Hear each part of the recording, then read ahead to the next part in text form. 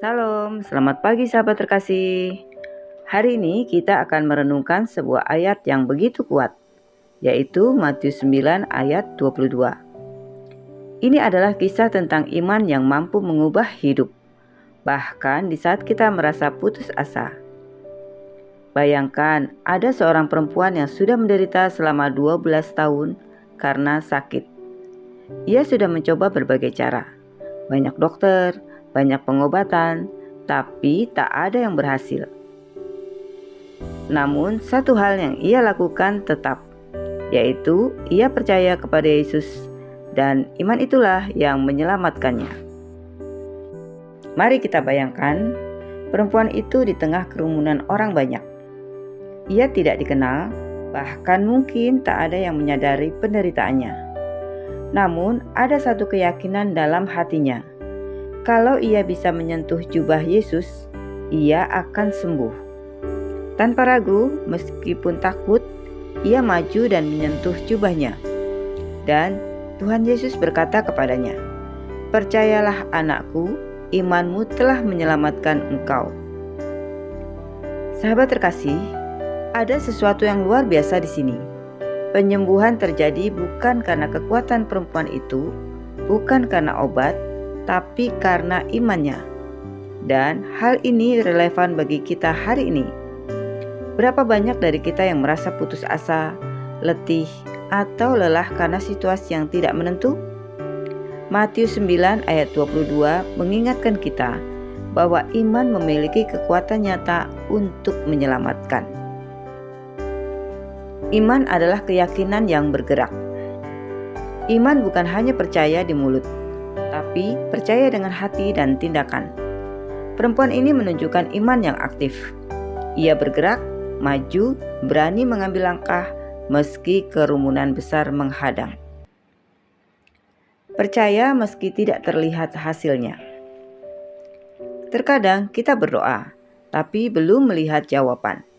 Seperti perempuan ini, kita perlu terus percaya, karena jawaban Tuhan tidak selalu terlihat segera, tapi pasti datang di waktunya.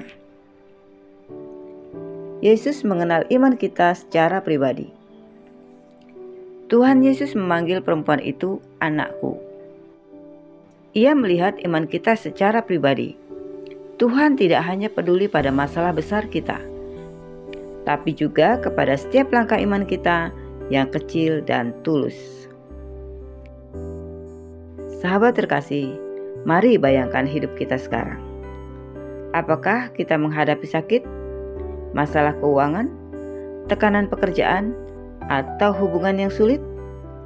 Saat kita merasa lelah, percayalah, iman kita tetap bisa menyelamatkan. Tindakan kecil kita seperti doa setiap hari, membaca firman Tuhan, atau menyembah di tengah masalah adalah menyentuh jubah Yesus di zaman modern. Sahabat terkasih, mungkin hari ini langkah iman kecil kita adalah mengampuni seseorang, mempercayai Tuhan dalam keputusan sulit, atau hanya tetap bersyukur. Tuhan melihat itu dan iman kita tidak sia-sia. Mari kita aplikasikan firman Tuhan dalam kehidupan kita sehari-hari. Yang pertama, mulai hari ini dengan menguatkan iman melalui doa dan firman. Yang kedua, ambil satu langkah iman yang nyata.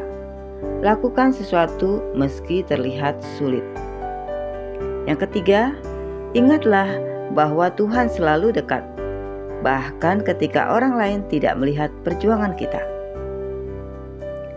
Sahabat terkasih, mari kita berdoa bersama.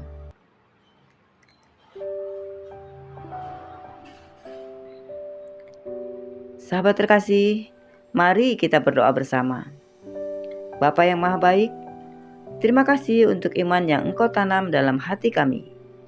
Tolong kami untuk percaya meski belum terlihat hasilnya. Ajari kami bergerak dengan iman, berani melangkah meski takut, dan terus berharap kepadamu. Terima kasih karena Engkau menyelamatkan, menyembuhkan, dan menolong kami setiap hari. Dalam nama Tuhan Yesus Kristus, kami berdoa dan mengucap syukur. Amin. Sahabat terkasih, terima kasih sudah bersama merenungkan firman Tuhan pagi ini. Jika firman Tuhan ini menguatkanmu, jangan lupa untuk klik like, komen, share, dan subscribe ya, supaya semakin banyak orang dikuatkan oleh firman Tuhan. Sampai jumpa di renungan pagi berikutnya. Selamat beraktivitas. Tuhan Yesus memberkati.